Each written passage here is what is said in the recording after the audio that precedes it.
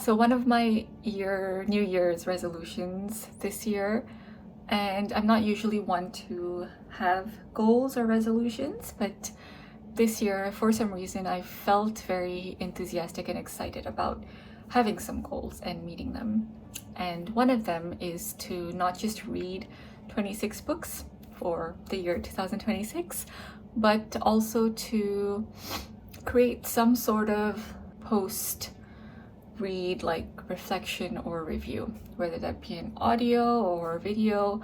And because I'm such a visual person and I find the editing process quite fun, I decided to go with video. Oftentimes when I read a book, I read it and then because I don't take as much time to really sit with the book and how it's made me feel and what I've thought of it, I think later on when it comes up in conversation, I find that I have a more difficult time recalling the things that I read or putting into words what I thought about the book. So hopefully this will help me to practice that.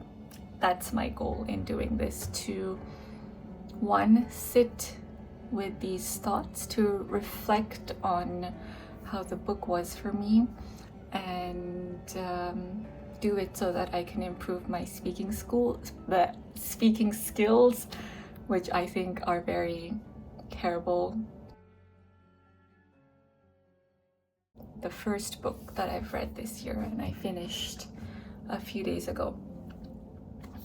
It's called We'll Meet Again in San Francisco, and it's by a Vietnamese author. I had really wanted to buy at least one book in Vietnam, and preferably one that's written by a Vietnamese author.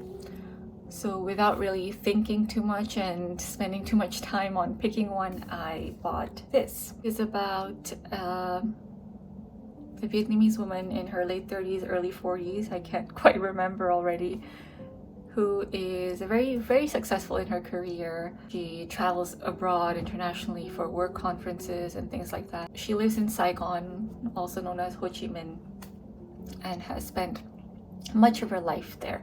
Oh, by the way, this book is set in the 80s, post-war, and so a lot of what's written here is the narrator, this woman, kind of just remembering these things from her childhood and what Vietnam was like then, when during the wartime and immediately after it ended, what it was like for her, what it was like for her neighbors, and the people that she met, the kinds of memories that she still holds on to. That recollection of her past while kind of navigating her present situation as a very highly independent and successful woman who still hasn't yet found love or partnership or is in a committed relationship. A lot of it is written, I think, in very like journal style. That's how I felt when I was reading this book, like reading someone's journal entry. I appreciated her effort to bring all these different aspects of a person's life and try to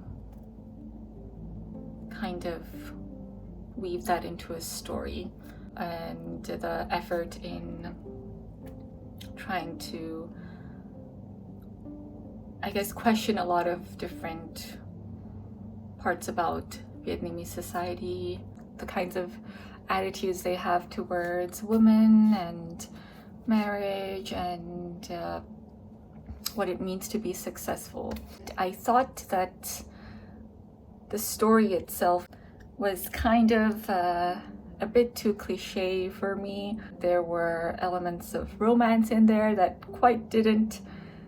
I just thought it was like a romance novel, those parts at least. It does have a very happy ending. Somehow things just come full circle and they work out for her in the end. I will end by saying that it was an okay book. It wasn't a complete waste of time. And again, I appreciated what the author was trying to do. and write about, but I think a lot of things just got lost in translation, and reading it felt very clunky. Like it was written it was translated very weirdly. That's all for the first book review. Hopefully I will be consistent in making more of these. I think next time I will try to plan better what I'm going to say, because that was hard.